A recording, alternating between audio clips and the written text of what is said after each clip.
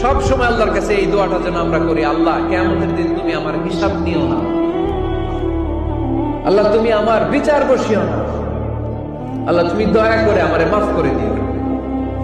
আল্লাহ যার বিচার করবেন ও জাহান্নামে যাবে, আর যার বিচার করবেন না সে জান্নাতে যাবে। আল্লাহ যদি বিচার করে আর পাই টু পাই হিসাব নেয়, নামাজ পড়লি না কেন, রোজা রাখলি না কেন, মিথ্যা বললি কেন, খাদ্যে ভেজাল দিলি কেন, মাছে ফরমালিন দিলি কেন, যৌতুক খাইলি কেন, ঘুষ খাইলি কেন, উল্টাপাল্টা করলি কেন, জিনা করলি কেন, একটার পর একটা প্রশ্ন বানে যদি সেই ভয়ঙ্কর দিনে আল্লাহ আমাদেরকে জর্জরিত করে, আমাদের কোন উত্তর আছে? সেদিন আমাদের বাঁচার কোন উপায় আছে?